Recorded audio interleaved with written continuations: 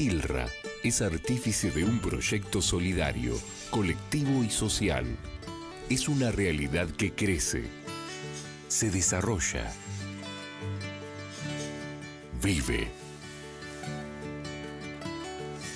y se multiplica, pero sobre todo permanece en el tiempo. ATILRA, más de 70 años sembrando de sueños el camino. Cuando la salud está en peligro, el único remedio es la justicia. Si en las provincias se derogan las leyes sanitarias, las farmacias de barrio pueden desaparecer. Decile no al monopolio. Es un mensaje de la Confederación Farmacéutica Argentina, a favor de la ley, a favor de la salud.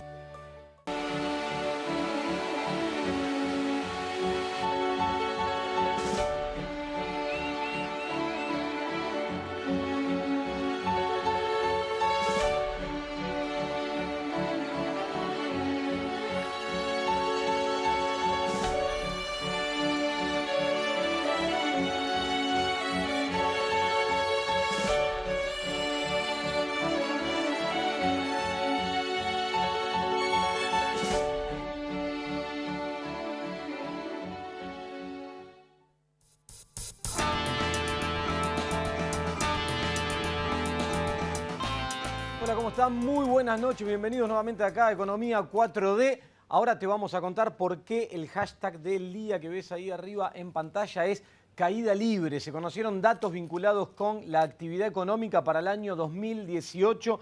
En un ratito te vamos a contar cuál fue el dato de la caída y lo que pasa en particular con algunos sectores que están vinculados con el mercado interno, con la actividad económica de lo que se llama el mercado interno, el día a día, lo que te atraviesa en lo cotidiano, para mostrarte la gravedad de la situación que estamos atravesando hoy en la Argentina. ¿Cómo estás, Gustavo? Buenas noches. ¿Cómo te va, Agustín? ¿Cómo le va a todos ustedes? Bueno, ustedes saben que siempre presentamos nuestro producto natural, ¿no? Acá si la cámara lo puede tomar. Esta es la poción mágica de Jaime Durán Barba, que tiene esa cualidad de naturalizar lo que en otro país no constituye algo natural. A ver, los salarios por debajo de la inflación. Venderte que las jubilaciones van por arriba de la inflación, y hubo un estudio la semana pasada de la Universidad Nacional de Avellaneda que te medía en unidades físicas y te decía cuántos kilos de queso perdieron los jubilados, cuántos kilos de pan, en poder de compra, ¿no es cierto? Una medición en unidades físicas para que de pronto, tal vez desde el punto de vista de la macroeconomía, te suelen llegar a confundir. Bueno, esta habilidad que tiene el gobierno a través de su asesor en comunicación de naturalizar lo que no es natural, ¿no? Pero, ¿qué pasó esta semana? Parece que apareció de alguna manera algún antígeno, algún mecanismo defensivo, porque las redes sociales, y podemos ir viendo imágenes, las redes sociales presionaron de alguna manera a los medios de comunicación. Y digo presionaron de alguna manera a los medios de comunicación porque tenemos esta foto, este obrero de la construcción, se llama Dante, ¿sí? Que lo pasaron en todos los canales que jamás nos hubiésemos imaginado. ¿Sí? ¿Por qué? Porque las redes sociales empezaron a trabajar de una manera esta realidad, no la podemos tapar. Pasamos a otra imagen y después vamos a profundizar este tema. Este hombre le decía, yo trabajo de las 5 de la mañana, hagan algo ahora, no me hablen del gobierno anterior, muéstrenme soluciones ahora. Y después vamos... También, esto, si podemos ver la foto nuevamente, esto lo publicó, esta foto que vemos, el diario La Nación. Diario La Nación. No me refiero a Página 12, no me refiero a un medio como C5N y demás. Y esta es la foto de María Eugenia Vidal con una trabajadora, Patricia Erazo, con una señora pobre que tiene 14 hijos, donde la vemos a la gobernadora compungida por su pobreza y haciendo una relación empática de lo mal que lo estaba pasando. Bueno, si podemos seguir viendo las fotos, automáticamente las redes la pusieron en este caso con Carolina Stanley. O sea, la misma pobre estuvo 3 meses atrás o 5 meses atrás con Carolina Stanley. Y pasamos a la próxima foto, ¿sí? Y acá la tenemos, la misma persona, con Peter Robledo, subsecretario de la Juventud y demás. Bueno, esto es lo que está mostrando cómo las redes sociales, y de alguna manera hoy nos acompaña un especialista en comunicación, porque ocurrió en Brasil, porque el caso de Jair Bolsonaro de alguna manera o Globo no simpatizaba con él, las redes sociales empezaron a meter presión en los medios de comunicación. Bueno, dentro de este fenómeno que se dio, Hubo otros datos que ya a través de todos los medios de comunicación, aquellos números que no acompañaron la gestión del gobierno en el año 2018. Sí, tal cual. Nosotros acá te venimos contando programa tras programa con diferentes indicadores, con nuestros invitados, la realidad, lo que está pasando con la economía, de la cual además el gobierno trata de no hablar, ¿sí? El gobierno trata de llevar otra agenda, instalar otros temas, hablar de seguridad, hablar de corrupción, la agenda judicial ocupa gran parte de lo que pasa en los medios de comunicación y de la economía se intenta hablar poco. La realidad, bueno, que te la voy a contar, lo que estás viviendo todos los días, lo que seguramente estarás sufriendo en materia de pérdida por adquisitivo del salario, en materia de pérdida de empleo, lo que nos pasa a todos los argentinos todos los días, los precios que se hacen inalcanzables, pero los datos son elocuentes y la realidad es muy dramática de lo que está pasando hoy en la Argentina. Los datos oficiales, el INDEC, el Índice Oficial de Estadísticas, dio a conocer la caída de la actividad económica para el año 2018. La caída fue de un 2,6%. Cuando el gobierno te decía un año atrás, cuando presentó el presupuesto, aquel presupuesto que hablaba de una inflación que iba a ser del 10% originalmente y terminó siendo de casi 50%, te marcaba que la economía iba a crecer un 3,5%. La realidad te muestra que la economía cayó un 2,6%, es una caída muy fuerte para un año en materia de actividad económica. Pero si vos mirás lo que pasa hacia adentro del índice, tenemos otra placa ahí para acompañarlo, ahí está. Encontrás que la caída del mes de diciembre... Se corrió un poquito, pero lo explicamos. Contra el mes de diciembre del año anterior, o sea, diciembre de 2018, que es el dato, contra diciembre de 2017, la caída fue de 7%. Y vos mirás hacia adentro y decís, ¿cuáles fueron los sectores que lideraron esta caída? Los que cayeron más fuerte, los que explican este comportamiento. Bueno, la industria manufacturera marcó diciembre contra diciembre una caída de 14,2%.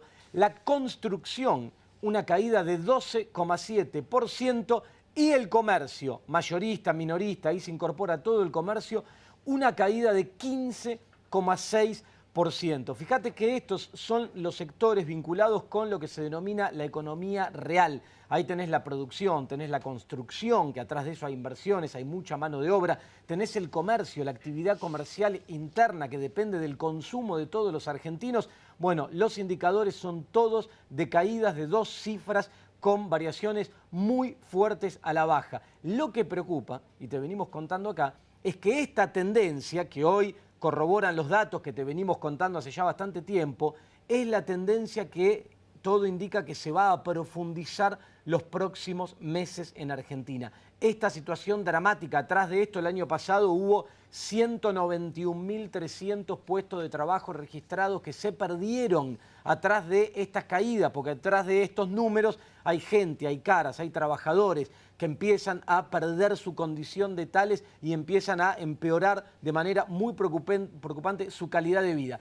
Y te sumo un dato más, Gustavo, a ver. porque vos ves la caída de la actividad económica y sería esperable en un contexto de normalidad que por lo menos en esta caída de la actividad, en esta depresión que sufre la economía, los precios tendieran a caer, empezaran por lo menos a subir mucho menos de lo que lo venían haciendo. Sin embargo, la inflación se está acelerando de manera muy preocupante. El dato de enero, lo dimos acá hace unos días atrás, fue 2,9% mensual, anualizado 49,3%, casi 50%, y sorprendió al gobierno, sorprendió a los consultores que proyectan inflación. Sorprendió al presidente que un día antes dijo que tenía controlada la inflación. Sí, ¿no? al presidente más que nos generó sorprendió. generó enojo en todo su entorno. Sí, algún bullying le hicieron puertas adentro porque, digamos, 2 días antes el presidente tenía que tener este dato y no salir a decir alegremente que estaba cayendo la inflación. Pero el dato de 2,9 sorprendió a todos, sorprendió al mercado financiero, al Banco Central, que venía recortando la tasa de interés y rápidamente salió a subirla, ahora está de nuevo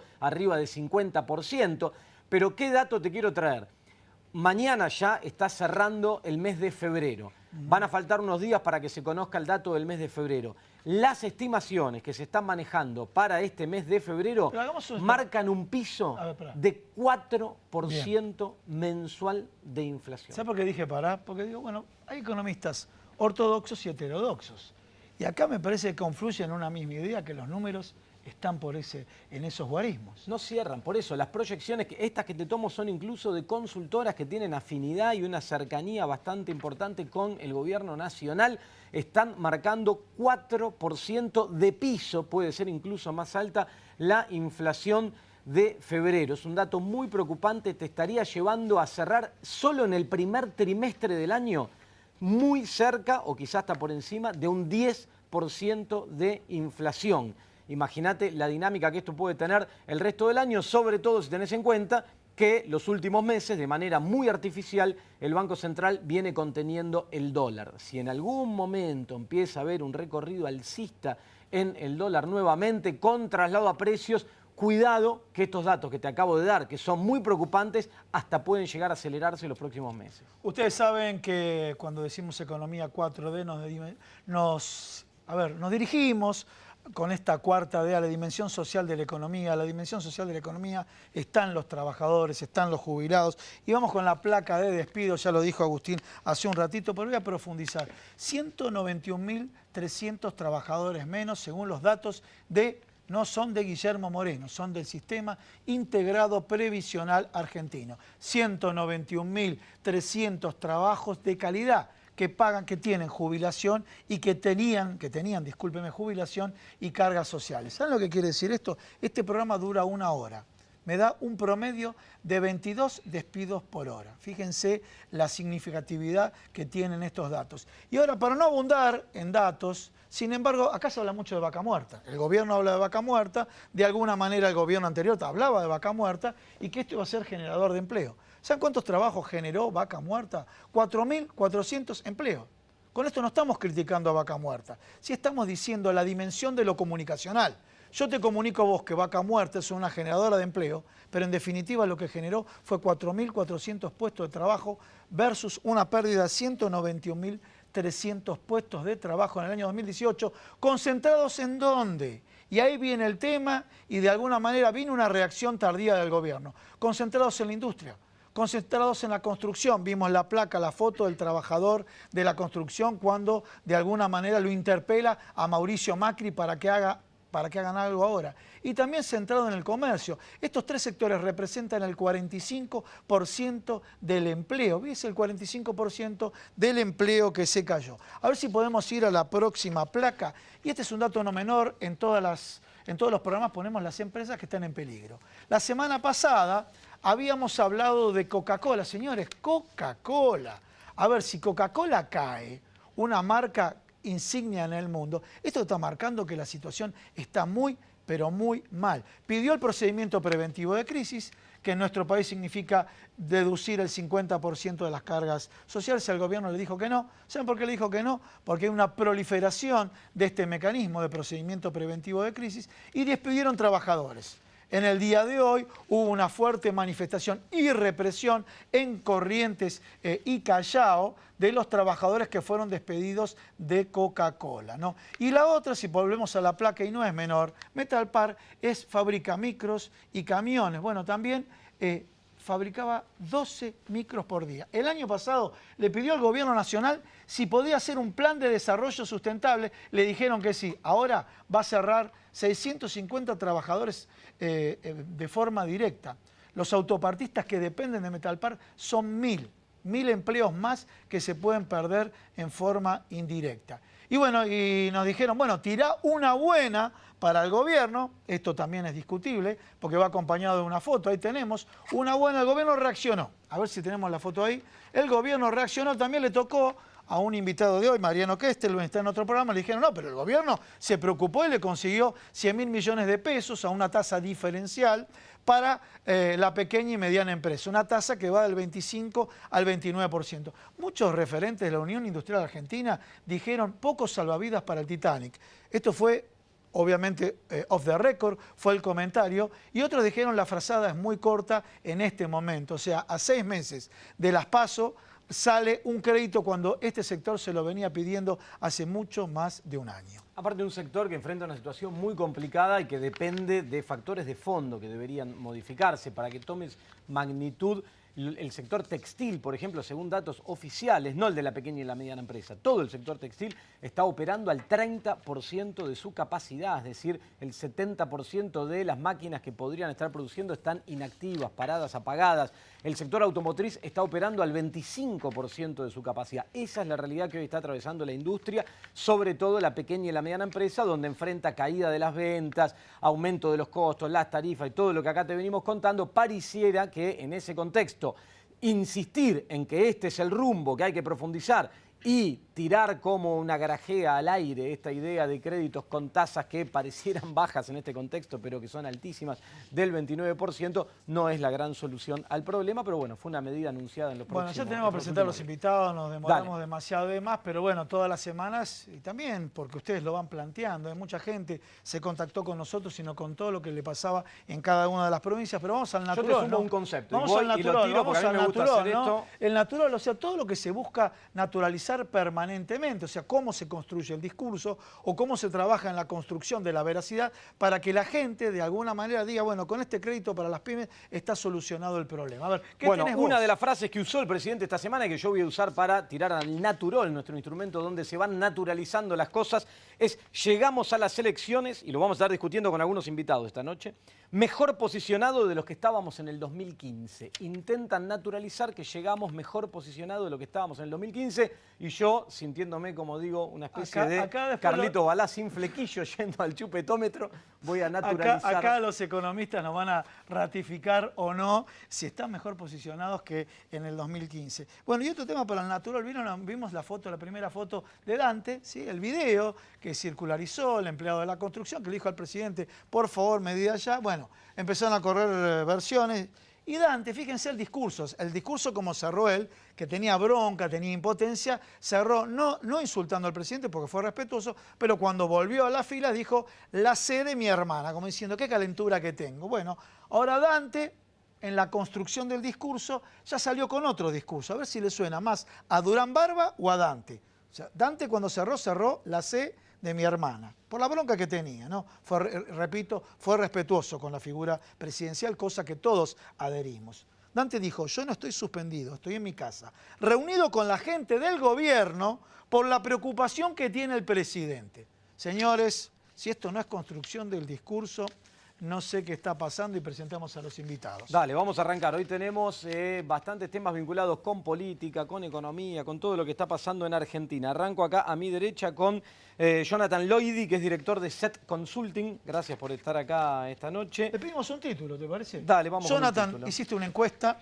A ver, la mirada introspectiva de las empresas. Le preguntaste en este año qué van a hacer las empresas y, por favor, como título, ¿qué te dijeron que van a hacer el año 2019? En principio no van a invertir, ¿Sí? o sea, no hay ningún plan de invertir. Y en muchos casos, que fue para mí lo peor de la encuesta y del estudio, es que están achicando stock, o sea, capital de trabajo, para llevarlo a inversión financiera especulativa, digamos, básicamente sacarlo de la empresa porque no le genera y bajar stocks para meterlos en plazo fijo o, bueno, un instrumento que puedan encontrar, porque ahí les rinde más. Para tratar de después, ¿te parece? Ahora lo ampliamos. Seguimos con Raúl Timerman, que es director de la consultora Grupo de Opinión Pública. Título, y ahora vamos a profundizar todos los temas. Este es un año eleccionario. ¿Qué título le pones? ¿Qué está pasando en la política? Yo me imagino qué pasaría con la situación que ustedes acaban de describir, que es la situación en la Argentina, si esto sucediera con Donald Trump o Merkel o Macron y se tuvieran que presentar a una reelección. Sin embargo, en la Argentina el actual gobierno sigue siendo competitivo.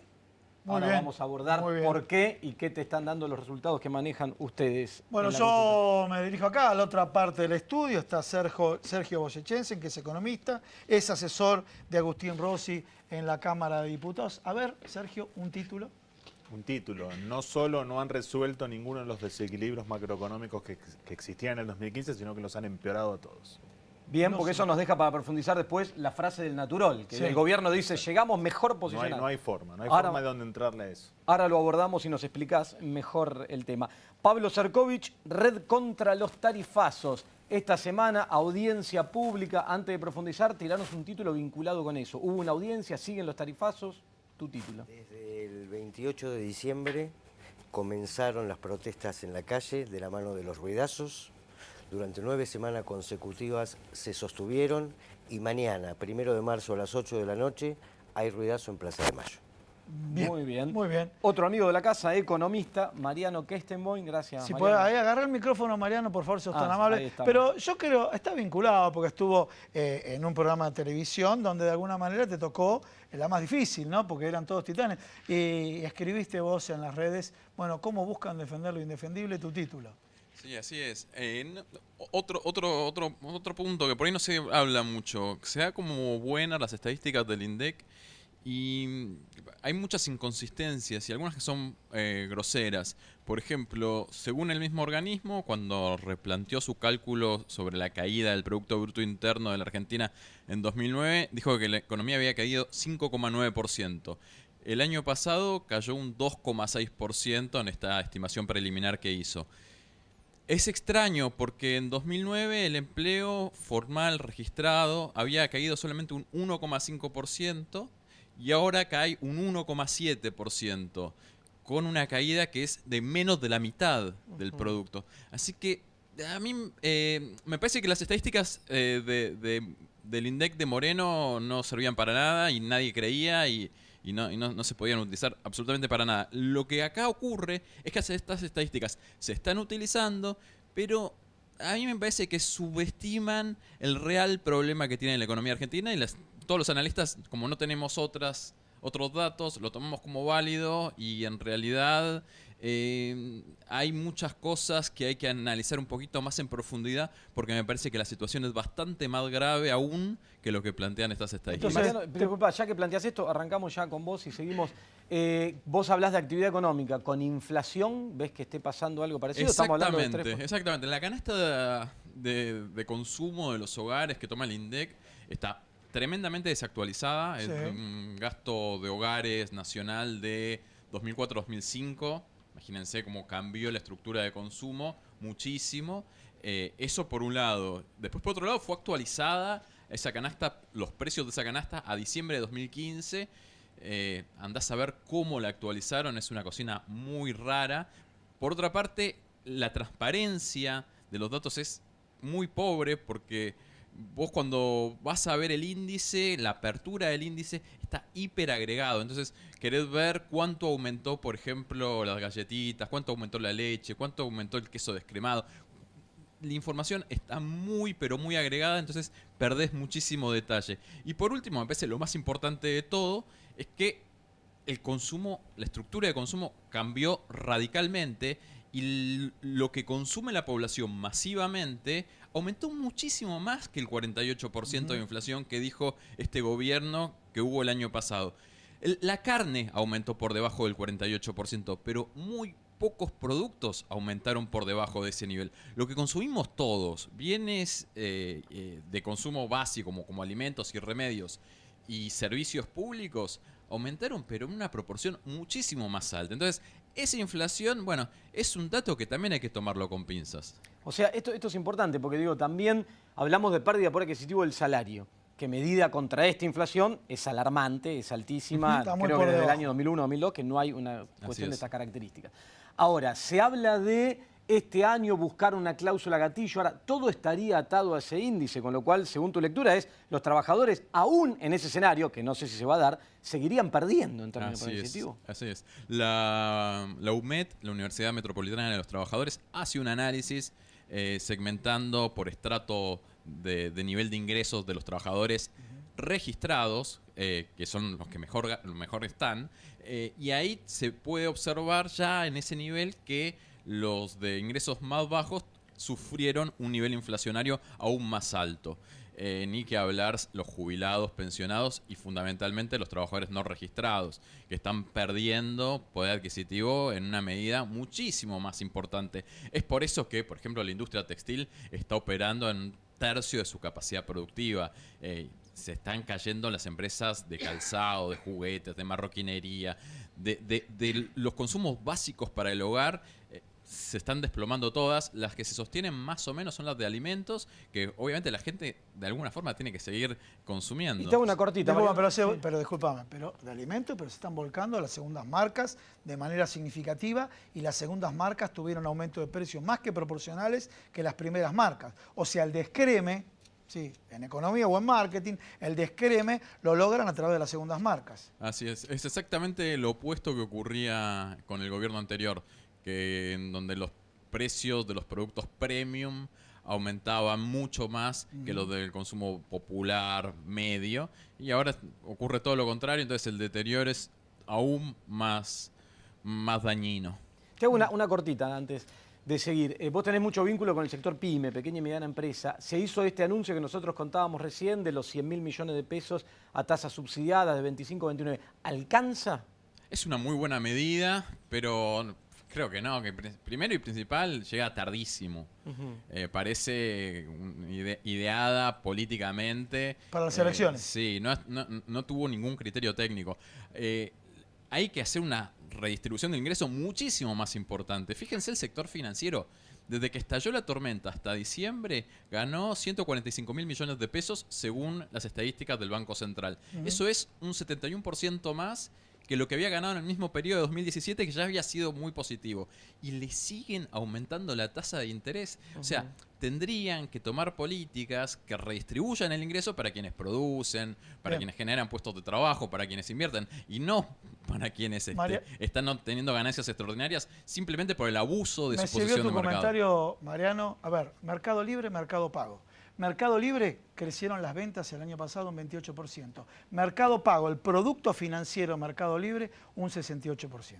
Sí, ratifica lo que vos estás diciendo. Sí, hay una financiarización de la economía. ¿Te parece, Gustavo? Vamos a un pequeño corte y ya seguimos profundizando con economía, con Sergio, y después vamos también a saltar a la política. Quédate ahí, un corte chiquitito y ya seguimos. Dale.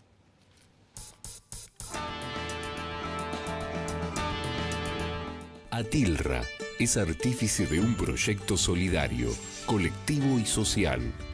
Es una realidad que crece, se desarrolla, vive y se multiplica, pero sobre todo permanece en el tiempo. Atilra, más de 70 años sembrando de sueños el camino.